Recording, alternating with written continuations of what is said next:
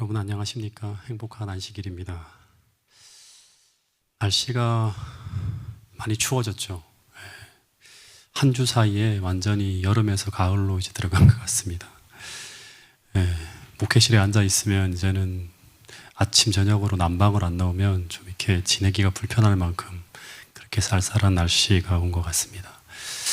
여름이 갈 것 같지 않았는데 그 무더웠던 여름이 시간이 지나가니까 이제 지나가고 있습니다.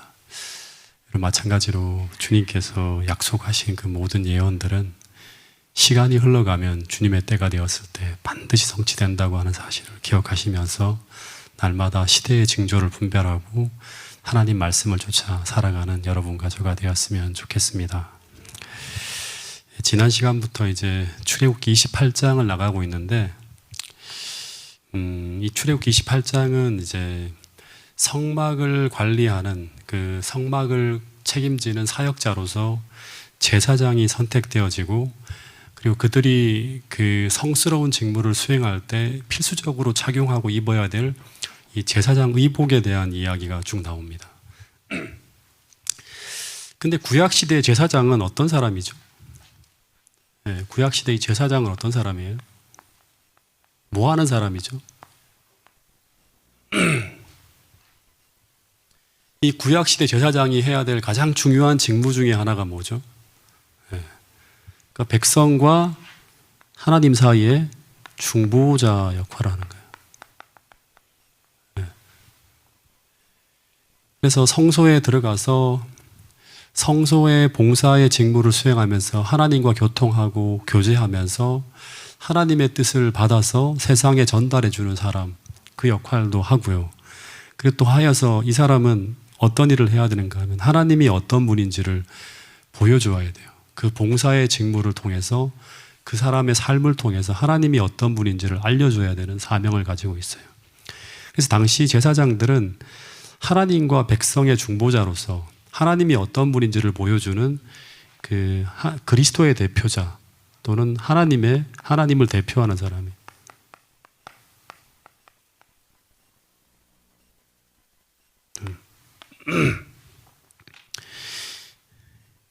그런데 이 제사장들이 그 제사장의 직무를 수행하기 위해서 그들은 먼저 반드시 뭘 입어야 되는가 하면 제사장 의복을 입어야지만 그 제사장으로서의 직무를 수행할 자격을 갖추게 된다고 합니다. 그런데 이 제사장 의복이 상징하는 게 무엇인가 하면 시대의 소망 709페이지에 보면 이 의복은 공식 의상들은 크신 원형이신 예수 그리스도의 품성을 대표한다고 합니다.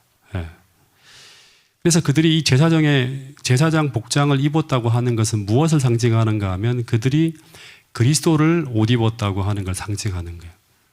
조금 더 구체적으로 말하면 육적 죄악의 본성을 벗고 그리스도의 품성의 옷으로 갈아입었다고 하는 걸 의미해요. 그래서 모든 제사장들은 그들의 의복을 벗고 이 누더기 같은 그 품성의 그 누더기를 옷을 벗고 그리스도의 옷을 갈아입음으로 말미암아 하나님의 제사장의 직무를 수행할 수가 있는 거예요. 사람들에게 하나님이 어떤 분인지를 알려줄 수 있어요. 그러니까 일만 하는 게 아니라 품성을 통해서 보여줘야 되는 거예요. 봉사의 직무만 하는 게 아니라. 신약 시대에 들어가면 제가 지난 그 주에 말씀을 드렸죠. 베드로전서 2장 9절에 보면 모든 그리스도인들은 왕 같은 제사장이에요. 다시 말해 모든 그리스도인들은 온 세상에 그리스도를 대신해서 하나님의 아름다운 덕을 선전해야 될 제사장들이라고 이야기하고 있는 거예요. 그래서 모든 그리스도인들은 동일하게 이 제사장 직무를 수행하기 위해서 하늘 성소를 자유롭게 출입하고 그 하늘 성소 안에서 그리스도와 교통하며 하늘의 충만함을 자유롭게 경험하기 위해서는 어떻게 해야 된다? 이 성소 안으로 들어가려면 어떻게 해야 된다? 우리의 의복을 벗고 하늘이 주는 의복으로 갈아입어야 된다고 하는 것입니다. 근데 이 제사장 의복은 한 벌이 아니라 전체 네 벌이거든요. 오늘 네 벌에 대한 이 공부를 다 하게 되는데 머리에 쓰는 것까지 하면 이제 5가지인데 이 중에서 오늘은 4가지만 좀 이렇게 여러분들에게 설명을 드리려고 해요. 제사장이 가장 속에 입게 되는 의복을 뭐라 그러죠? 가장 속에 입는 의복. 원래는 속옷은 아닌데 제일 안에 입는 것이라고 해서 뭐라고 하죠? 제일 안에 입는 것. 반포 속옷이라고 합니다. 이거는 이제 세마포 옷이거든요. 일반 제사장들이 이 옷까지만 입어요. 일반 제사장들은. 예. 근데 보통 이 옷은 긴 치마 자락처럼 이렇게 쭉 내려와요. 소매가 다 있어요.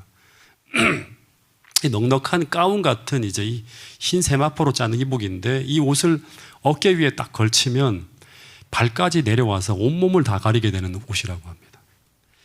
근데 이 제사장이 입는 이 옷은 제가 지난번에 말씀드린 것처럼 우리의 벌거벗은 수치를 가리기 위해서 그리스도의 희생의 가죽으로 덮어주시는 옷, 즉 우리가 하나님 앞으로 나갈 때 온몸을 그리스도의 의로 가리는 그리스도의 의의 옷, 즉 칭의의 옷이라고 말씀을 드렸습니다. 여기까지가 제가 지난주에 했던 내용입니다. 근데 제사장 의복은 총 몇 벌이다? 4벌입니다. 4벌. 그럼 이 반포 속옷을 입은 다음에 그 다음에 입어야 할 옷은 어떤 옷이죠?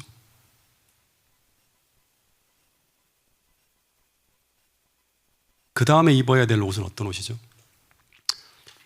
출애굽기 28장 31절부터 32절까지 보면 33절에 지금 32절까지만 볼게요. 여기 보면 너는 에봇 받침 겉옷을 전부 청색으로 하되 이 옷은 에봇 받침이라고 해요. 에봇 받침. 그리고 겉옷이라고 합니다. 앞에서 옷은 속옷이라고 했죠. 예. 두 어깨 사이에 머리 들어갈 구멍을 내고 그 주위에 갑옷 긴 것 같이 깃을 짜서 찢어지지 않게 하고 라고 합니다. 그러니까 이 두 번째 입어야 될 옷을 뭐라고 하는가 하면 청색 겉옷이라고 합니다.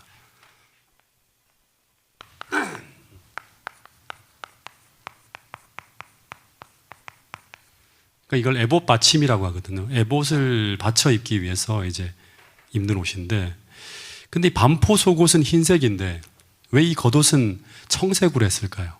네.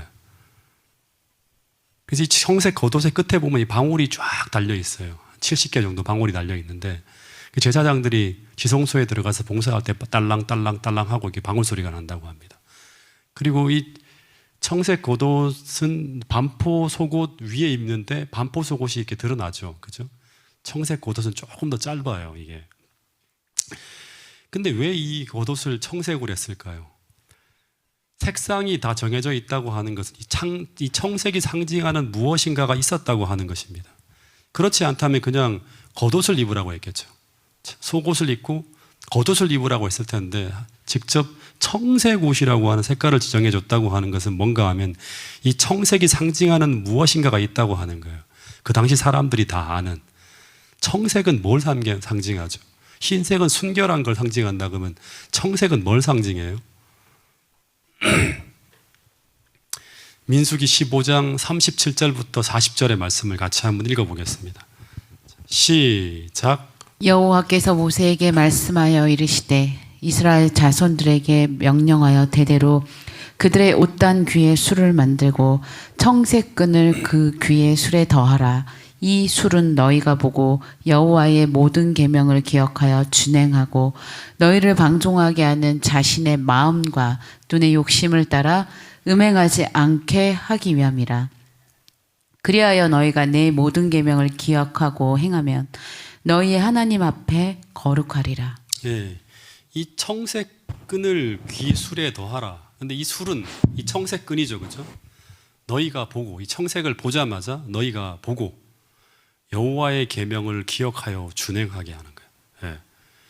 40절에 보면 그리하여 너희가 내 모든 계명을 기억하고 청색을 볼 때마다 하나님의 계명을 순종해야 된다고 하는 걸 기억하는 거예요. 다시 말해 이 청색은 여호와의 모든 계명을 기억하여 준행하게 하기 위한 색깔입니다. 이스라엘 백성들은 이 청색을 볼 때마다 10계명을 생각했을 거라고 해요. 제가 레슬리 하딩이 쓴 그리스도 중심의 성서론 283페이지에 있는 그 글을 잠깐 이렇게 읽어보면 이 청색을 볼 때마다 이스라엘 백성들은 10계명을 생각했을 것이라고 합니다. 왜냐하면 이스라엘 백성들은 청옥으로 된 두 돌판에 하나님께서 직접 손가락으로 10계명을 새기었다고 믿었기 때문이라고 합니다. 그러니까 하나님이 그 두 돌판을에다 10계명을 새겨주시는데 그 두 돌판이 뭐다? 청옥으로 된 두 돌판에다가 십계명을 직접 새겼다고 믿었기 때문이라고 하는 거예요. 청색을 볼 때마다 뭘 생각한다? 하나님과의 언약인 십계명을 생각하는 거예요. 그래서 하나님은 이스라엘 백성들이 이 청색 수를 볼 때마다, 이 청색을 볼 때마다 십계명에 대한 순종을 생각나게 하려고 하셨다고 하는 거예요. 청색이라고 하는 걸 뭘 가르친다? 순종의 색깔이에요. 순종.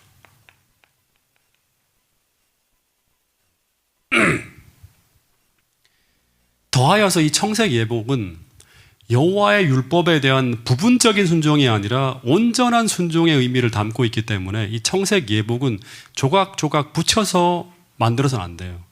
통으로 짜야 돼요. 예. 그리고 절대 찢어서는 안 돼요. 한 조각이라도 찢어서는 안 된다고 합니다. 예.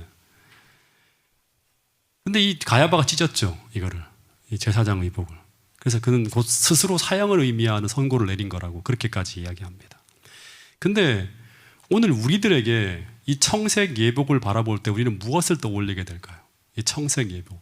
완전한 순종. 부분적인 순종이 아니라 완전한 순종을 떠올리게 하는 그 무언가가 뭐죠? 이 청색 예복을 우리가 볼 때마다, 이 청색 예복을 입은 제사장을 볼 때마다 우리는 누구를 생각하게 되죠?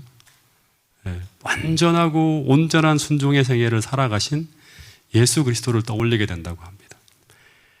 근데 이 예수 그리스도의 온전한 생애가 제사장 의복을 통해서 우리에게 뭘 의미하는가 하면 오늘 우리에게 믿음을 통해서 그것이 우리에게 입혀지게 된다고 하는 걸 계속 이야기하고 있는 거예요. 예. 그 완전한 순종이 뭐 이렇게 하는 게 아니라 그 예복은 우리에게 어떻게 된다? 무상으로 제공되어진다고 하는 거예요. 재림교회 성경 주석에 보면 이것은, 이 청색 겉옷은 대제사장이 에봇 속에 입었던 옷이다. 이 겉옷은 품성의 온전함, 곧 그리스도를 믿는 자들에게 입혀질 의의 겉옷을 예표한다고 합니다. 근데 이런 속옷, 겉옷 속에 담긴 이 색깔들과 이 의복을 입는 순서는 전부 하나님께서 이스라엘 백성들에게 전하고 싶은 메시지가 담겨 있는 거예요. 제사장이 먼저 입었던 이 희고 고운 세마포, 곧 반포 속옷은 그리스도의 희생의 가죽이 벗겨짐으로 우리에게 입혀지는 옷이라고 한다면, 청색 겉옷은 뭔가 하면 그리스도께서 이 땅에서 온전한 순종의 생애를 통해서 우리에게 마련되어진 의의 옷이라고 하는 거예요. 즉 속에 입는 흰색 세마포 옷은 우리가 그리스도를 믿음으로 받아들일 때, 즉 용서를 경험함으로 우리 속마음이 깨끗하고 거룩하게 변화되어짐을 통해서 입혀지는 우리의 의로운 마음으로의 변화를 상징한다고 하면 제일 먼저 이걸 입어야겠죠, 그죠? 그 다음에 이 하나님과 연결되어진 이 의로운 마음의 토대 위에, 그 위에 입혀지는 이 청색 예복은 뭐다? 참된 순종의 행위를 상징한다고 볼 수 있어요. 예. 여러분, 시대의 소망에 보면 이런 말씀이 있어요. 모든 참된 순종은 어디에서 일어나온다? 마음에서 우러나온다. 참된 순종은 청색 옷이죠. 이 청색 옷은 마음에서, 우리 속에 입는 흰색 세마포 옷에서 우러나온다고 하는 거예요. 그리하여 우리가 그에게 순종한다면 그것은 우리 자신이 받은 자극을 실행에 옮기는데 불과하게 될 것이다. 시대의 소망 668페이지에 있는 말씀이에요. 이 순서가 되게 중요합니다. 하나님은 먼저 우리 마음에서 변화가 일어나길 바라세요. 이걸 먼저 입어야 돼요. 우리 마음이 먼저 거듭나야지만 그 후에 자연스럽게 우리 행위의 변화인 겉사람까지도 그리스도의 의의 옷으로 갈아입는 자연스러운 변화가 일어나게 된다고 하는 것입니다. 우리 마음의 동기가 오염되어져 있으면, 즉 우리의 속옷이 더럽혀져 있으면 절대 청색 겉옷을 우리는 입을 수 없다고 하는 것입니다. 반포 속옷을 입은 사람만이 그리스도의 청색 겉옷을 입을 수 있게 된다고 하는 것입니다. 믿음으로 마음의 샘이 거듭나야지만 거기서 흘러나오는 생애가 청색 순종의 생애로 아름답게 수놓아질 수 있게 된다고 하는 것입니다. 먼저 우리의 동기와 삶의 목적과 생애가 거룩한 분과 연결되어져서 우리의 마음속에 희고 깨끗한 그런 마음으로 우리의 마음이 변화되어질 때, 순수한 마음으로 변화되어질 때 하나님은 우리의 생애를 어떻게 하신다? 청색 겉옷으로 아름답게 수놓아지는 그런 생애를 살 수 있게 하신다고 하는 것입니다. 오늘 이 안식일 다시 한번 우리의 마음속에 깨끗하고 빛나는 그 예수님께서 주시는 그 세마포 옷이 우리의 마음을 온전히 덮고 그리스도의 사랑으로 온전히 우리의 마음이 그 품겨지게 되는 그런 경험을 이 안식일을 할 수 있게 되기를 간절히 바라겠습니다. 이 청색의 겉옷 위에 거치는 것이 무엇일까요? 그 다음 세 번째 옷, 그 다음에 입는 게 뭘까요? 세 번째로 입는 것, 네 벌 중에 세 번째 옷, 그 다음에 뭐죠? 바로 에봇이라고 하는 겁니다. 에봇. 이 에봇은 이제 흰색 반포 속옷을 입은 후에 그 다음에 청색 겉옷을 입고 그 위에 세 번째로 입게 되는 게 뭔가 하면 에봇이에요. 에봇. 이 에봇이 어떻게 생겼죠? 에봇이 어떻게 생겼는가 하면 이렇게 생겼습니다. 예. 그러니까 이게 이제 에봇이죠. 예. 이건 에봇을 딱 입었을 때 여기다 매는 띄고요. 그다음에 에봇은 여기에요. 이렇게. 청색 겉옷 위에다가 이렇게 입는 거예요.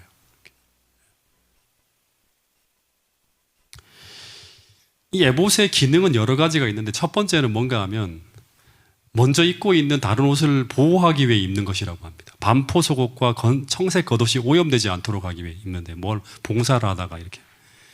그리고 또 하나는 이 겉옷에 뭐가 다 붙어 있죠? 가슴에 보면 이걸 뭐라 그러죠? 가슴에 붙어 있는 것. 네. 판결의 흉패라고 하는데 이 판결의 흉패를 매달기 위한 기능도 이 에봇의 기능 중에 하나랍니다. 근데 이 에봇의 모양이 뭐처럼 생겼죠? 네. 우리 요리를 잘 하시는 우리 김현숙 집사님이 맨날 집에 가면 뭘 이렇게 걸치죠? 앞치마를 이렇게 입죠, 앞치마. 네. 앞치마처럼 생겼어요. 그래서 이 에봇을 봉사의 앞치마라고 불리기도 했다고 합니다. 근데 이 앞치마를 입는다고 하는 것은 뭘 의미하는가 하면 앞치마의 용도는 예쁘게 이렇게 이제 뭐랄까 꾸미기 위해서 입는 게 아니라 봉사를 하기 위해 입는 거예요. 즉 어떤 굳은 일을 할 때 무슨 오물이 튀거나 묻거나 하는 것을 방지하기 위해서 이 앞치마를 입는다고 합니다. 근데 이 제사장이 입고 있는 모든 것은 다 예수님의 생애를 다 예표하는 거예요. 같이 연결시켜야 돼요. 예수님을 다 예표하는 거예요. 근데 예수님도 이 땅에서 생애하실 때 이 봉사의 앞치마를 입으셨나요? 예수님도 이 봉사의 앞치마를 입으셨나요? 시조 1901년 5월 8일자 글에 보면 예수 그리스도는 도움이 필요한 자들을 도우시기 위해 자신의 신성에 인성으로 옷 입으셨다. 봉사를 위해서 인성의 옷을 입으셨다고 합니다. 그리고 시대의 소망 25페이지에도 보면 그리스도께서는 종의 모양을 취하시고 제사장과 제물로서 제사를 드리셨다고 합니다. 그러니까 예수님이 이 땅에 오신 것은 무엇을 위해 오셨다? 섬김을 받기 위해 오신 게 아니라 섬기려 왔다고 하시면서 예수님은 평생 이 봉사의 앞치마를 입으시고 평생 인류의 종으로 생애하셨다고 하는 것입니다. 그래서 이 에봇의 1차적인 의미는 인류의 종으로서 생애하시는 그분의 모습, 그리스도의 봉사와 섬김과 희생의 삶을 예표하고 있는 것이라고 해요. 지금도 하늘 대제사장으로서 우리를 위해 봉사하고 계시는 분이 바로 누구인가 하면 예수 그리스도라고 하는 거죠. 그래서 오늘 우리가 그리스도의 제사장으로서 이 왕 같은 제사장으로서 이 에봇을 입는다고 하는 것은 바로 주님께서 이 땅에 살아가실 때 품으셨던 그 동일한 봉사의 정신을 품고 살아가는 거예요. 빌립보서 2장 2절부터 8절에 보면 이 에봇을 입는다고 하는 의미를 가장 잘 표현한 거예요. 마음을 같이 해서 같은 사랑을 가지고 뜻을 합하여 한 마음을 품어 아무 일에든지 다툼이나 허용으로 하지 말고 오직 무슨 마음으로? 섬기기 위해서는 어떤 마음이 필요해요? 겸손한 마음으로 각각 자기보다 남을 더 낮게 여기고 자기 일을 돌아볼 뿐 아니라 다른 사람들의 일을 돌아봐야지만 봉사할 수 있겠죠. 그죠? 나의 기쁨을 충만하게 하라. 그리고 이 일을 위해서 어떻게 하라? 너희 안에 무슨 마음을 품으라? 예수님이 이 땅에 사실 때 가졌던 그 마음을 품으라고 하는 거예요. 곧 그리스도 예수의 마음이니 그는 근본 하나님의 본체시나 하나님과 동등됨을 취할 것으로 여기지 아니하시고 오히려 자기를 비워 무슨 형체를 가졌다? 종의 형체를 가졌다. 봉사하시는 예수님. 사람들과 같이 되셨고 사람의 모양으로 나타나서 자기를 낮추시고 죽기까지 복종하셨으니 곧 십자가에 죽으심이라. 그래서 오늘 우리 모두가 이 세상을 섬기는 섬김의 제사장으로서, 에봇을 입은 섬김의 제사장으로서 이 섬김의 옷, 주님께서 입으셨던 이 봉사의 옷을 입게 된다면, 즉 이 마음을 품고 살아간다면 우리 모두는 서로가 서로를 섬기려고 하는 종의 정신으로 서로를 위해 봉사하고 희생하는 삶을 살게 된다고 하는 것입니다. 그러면 베드로전서 2장 9절에서 우리 모두에게 부여한 사명, 예수 그리스도의 아름다운 덕을 선전하는 아름다운 역사가 여러분의 삶과 교회에서 일어나게 될 것이라고 분명히 이야기하고 있습니다. 근데 이 봉사의 옷을 입는 것도 스스로 되나요? 이렇게 살아야지 하면 되나요? 잘 안 돼요. 전부 다 어떻게 해야 된다? 하늘로부터 받아야지만 입을 수 있는 거예요. 주님께서 입혀주셔야지만, 이 정신을 우리에게 담아주셔야지만 우리가 행할 수 있는 것이라고 하는 거예요. 왜냐하면 이 제사장이 입게 되는 이 네 가지의 의복은 전부 다 하늘의 배틀로 짠 두루마기예요. 사람의 힘으로 만들어진 옷은 그런 건 하나도 없어요. 사람이 만든 실은 하늘도 섞이지 않는다고 하는 거예요. 전부 다 하늘로부터 받아야 돼요. 그래야지만 주님처럼 봉사할 수 있다고 하는 거예요. 왜냐하면 이 의복은 전부 다 하늘의 재료로 만들어지는 것이기 때문이라고 하는 것입니다. 인간이 만들어내고 지어낸 것이 아니라 하나님이 주시는 것을 믿음으로 받아야지만 우리가 입을 수 있는 것이라고 하는 거예요. 주님께 구해야지만 얻을 수 있는 것이라고 하는 거예요. 정말 예수님처럼 봉사하고 싶다면, 정말 그런 마음을 가지려면, 그런 삶을 살고 싶다면 오늘 주님께 믿음으로 구하고 그 모든 의의 정신과 의의 의복을 우리가 입음으로 말미암아 주님처럼 살게 되는 그런 여러분과 저가 될 수 있기를 간절히 바라겠습니다. 근데 이런 봉사의 정신을 원하는 마음이 되려면, 그런 생애와 동기가 우리 마음속에 담겨지려면, 그걸 구하는 사람이 되려면 어떻게 해야 된다?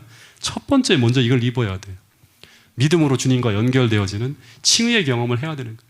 전적으로 주님 앞에 우리 자신을 놓고 그런 생애를 살겠다고 고백하는 사람이 되어야 돼요. 십자가의 사랑이 우리 마음에 불이 붙어야지만 이 에봇을 구할 수 있는 거예요. 봉사의 앞치마를 구할 수 있는 것입니다.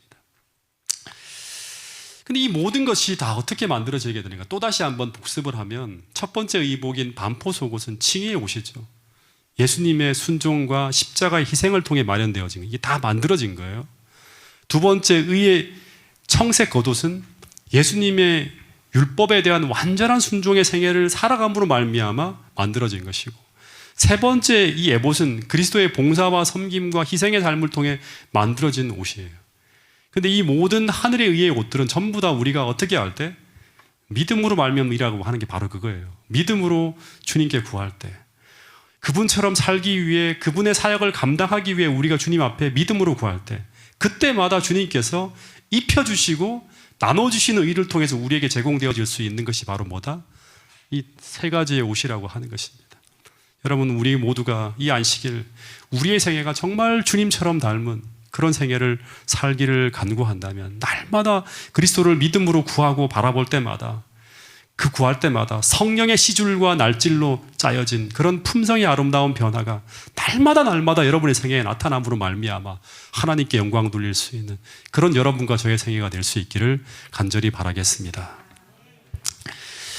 근데 이 에봇이, 이 봉사의 앞치마가, 우리가 입는 앞치마는 앞에만 있죠, 이렇게. 그죠? 근데 이 에봇은 앞뒤로 다 이렇게 있어요. 그래서 이 앞면과 뒷면이 이렇게 쭉 넘어갈 때, 잠깐 보면, 이 앞면과 뒷면이 넘어갈 때 보면 여기 위에 어깨에 보면 이게 견대라고 하는 게 차여지거든요. 앞뒷면이 전부 다 견대로 연결되어 있죠. 어깨에 보면. 그죠? 근데 이 어깨에 금실로 수놓은 견대가 있고, 이 견대에는 뭐가 있을까요? 보석이 탁 두 개가 박혀 있어요. 이렇게. 보석이. 근데 이 보석에는 이스라엘 12지파의 이름이 새겨져 있는 호마노 보석 두 개가 딱 붙어 있다고 합니다. 호마노 보석 두 개가. 호마노 보석이 딱 붙어, 이 견대라고 합니다. 그 부조화 선지자에 보면 이런 말씀이 있어요.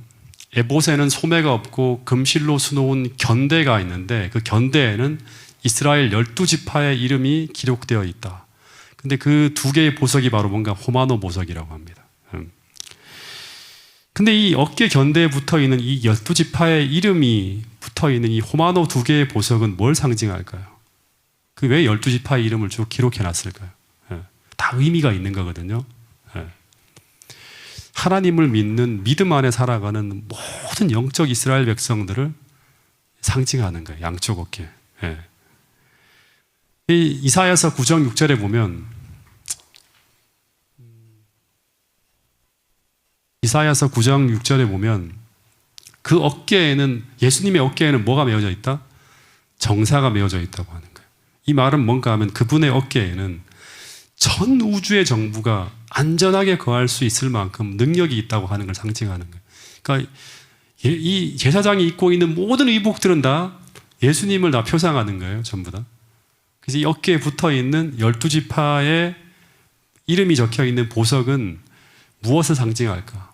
성경에 보니까 이사야서 9장 6절에 보면 그분의 어깨에는 정사를 메었다고 합니다. 그리고 누가복음 15장 5절에 보면 예수님이 잃어버린 양을 찾아서 막 찾고 찾다가 찾았어요. 그 한 마리 양을. 그런 다음에 그 양을 어떻게 해야 돼? 어깨에 탁 메고 돌아오는 모습이 나와요. 어깨에다가 잃은 양을 어깨에 메고 돌아와요.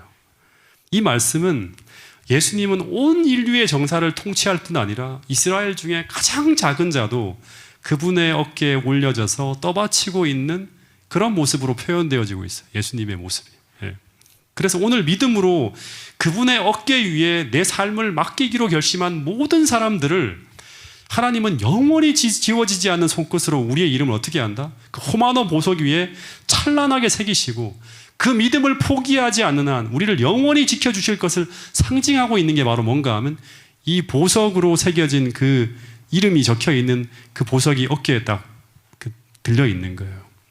여러분, 예수님의 어깨에는 여러분들의 이름이 보석처럼 새겨져 있음을 기억할 수 있게 되기를 간절히 바라겠습니다.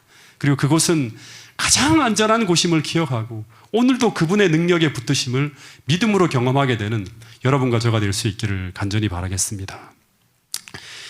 그리고 이 에봇 위에 견대 보석이 붙어 있을 뿐 아니라 이 에봇에는 뭐가 붙어 있다? 뭐가 붙어 있다?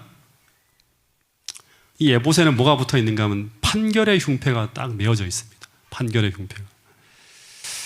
자, 이게 판결의 흉패는요, 제사장의 복장 중에서 가장 바깥에 이제 딱 입혀지는 것으로 제사장의 의복 중에 가장 중요한 게 이 판결의 흉패라고 합니다. 네 번째 있게 되는 거예요.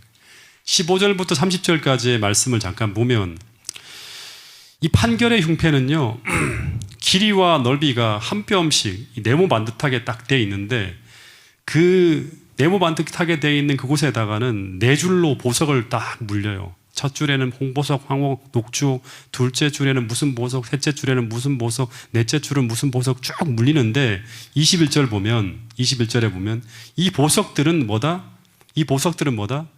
이스라엘의 아들들의 이름대로 12이라고 합니다.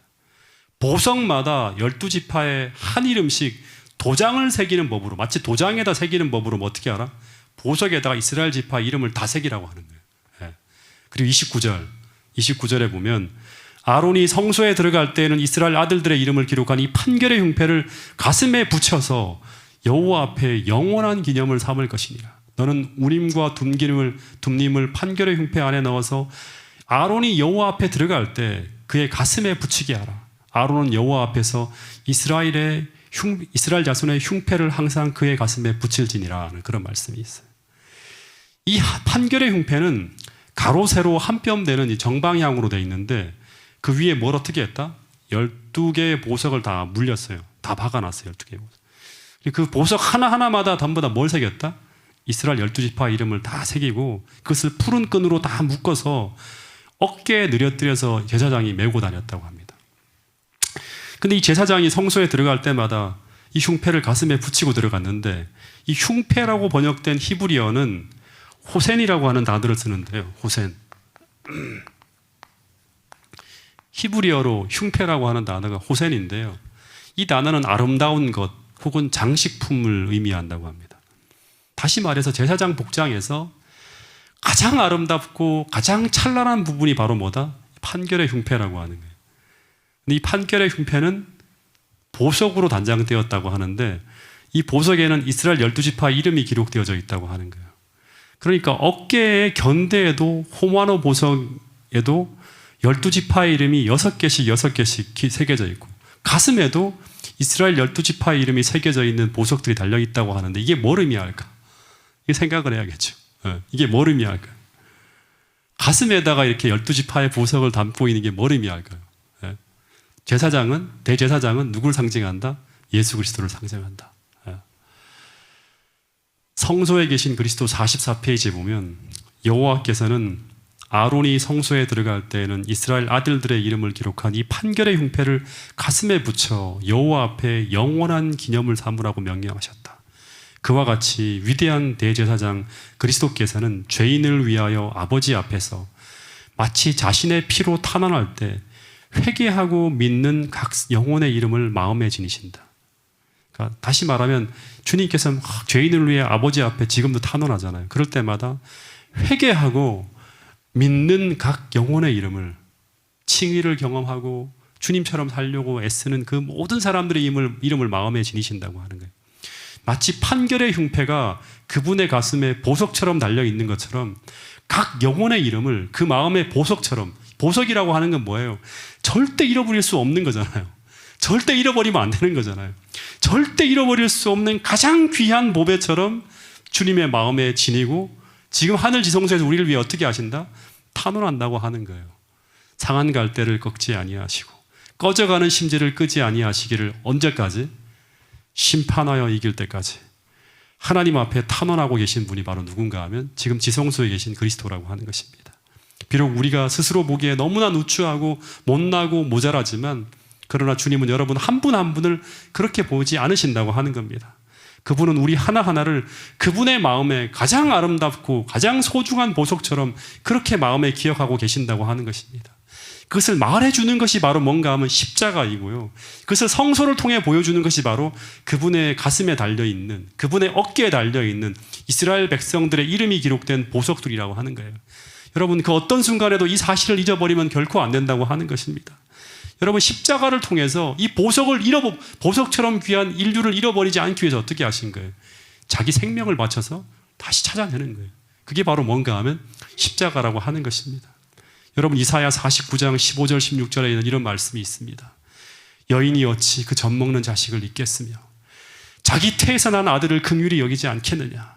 그들은 혹시 잊을지라도 나는 너를 잊지 아니할 것이다. 내가 너를 내 손바닥에 새겼고 그분의 가슴 속에 새겼고 너의 성벽이 항상 어디에 있다? 내 앞에 있다고 하는 거예요. 잊어버릴 수 없다고 하는 거예요. 결코 잊을 수 없다고 하는 것입니다. 여러분, 이런 성경 구절들이 성경 곳곳에 있어요. 이사야 43장 4절. 내가 내 눈에, 너희들이 내 눈에 어떻게 보인다? 보배처럼 보인다고 하는 거예요. 보배롭고 존귀하며 내가 너를 사랑하였은지라. 여러분, 이사야서는 이스라엘 백성 유다가 완전히 멸망하고 떠나가는 어떤 그런 상황 속에서 하나님의 마음이 표현되어진 글이에요. 내가 내 눈에 보배롭고 존귀하며 내가 너를 사랑하였은지, 그분의 가슴에 달린 그 보석처럼 사랑한다고 하는 것입니다. 마지막으로 하나만 좀 더 공부하면 이 판결의 흉패 좌우에 아주 빛나는 두 개의 큰 보석이 있어요. 그 두 개의 보석을 뭐라고 하죠? 그 두 개의 보석을 뭐라고 합니까? 네? 운임과 둘림이라고 합니다. 이것 때문에 판결의 흉패라고 하는 말이 사용되어져요. 네. 운임과 둘림이 판결의 흉패 좌우에 아주 큰 보석이 있어요. 이 운임과 둘림이라는 말의 뜻은 뭔가 하면 빛과 완전이라고 하는 의미예요. 그러니까 빛, 완전, 어두운 데를 밝히는 거예요. 이 두 보석을 통해서 하나님은 자기의 뜻을 알리셨는데, 만일 여호와 앞에 어떤 결정을 구하는 문제가 제출되었을 때 제사장이 그 판결의 흉패를 차고 성소 안으로 들어가면 하나님께서 운님과 둠님에 나타나는 표식으로 그분의 판결을 알려주셨다고 합니다. 근데 만약에 빛이 바른 쪽, 오른쪽 보석에 이렇게 탁 이렇게 그 후광처럼 쫙 둘러나면 이건 뭔가 하나님께서 그 결정에 어떻게 한다? 동의하신다. 그리고 승인하신다고 하는 표현이에요. 간합하신다고 하는. 근데 만약 구름이 왼쪽 보석을 둘러싸면, 구름을 둘러싸면 그것은 뭔가 하면 거부, 불찬성의 뜻이었다고 하는 게 부조화선지자 351페이지에 나옵니다. 여러분, 이 말씀을 공부하면서 우리가 또 하나 생각해야 될 것은 뭔가 하면,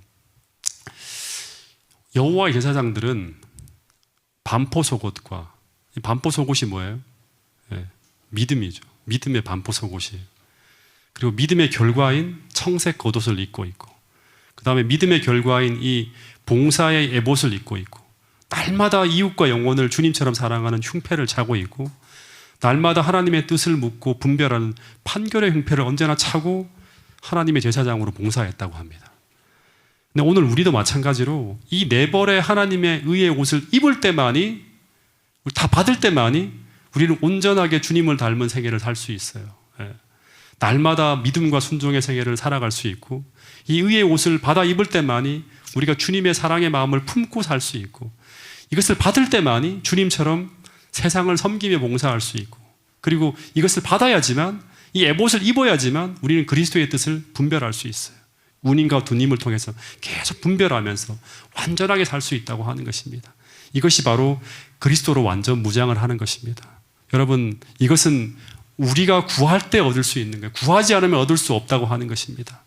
여러분, 주님께서 이 땅에서 그 놀라운 희생과 엄청난 희생을 통해서, 그 봉사의 생애를 통해서 우리를 위해 이루어 놓은 이 의의 옷을 여러분 온전히 받아들임으로 말미암아, 그것을 입고 생애하심으로 말미암아 주님께 영광 돌리는 생애를 살 수 있게 되기를 간절히 바라겠습니다. 이 안식일 다시 한번 우리 모두가 우리의 누더기 같은 옷을 갈아입고 주님이 주신 옷을 입음으로 말미암아 거듭남을 경험하는 그런 여러분과 저가 될 수 있기를 간절히 바라면서 오늘 말씀을 줄이도록 하겠습니다.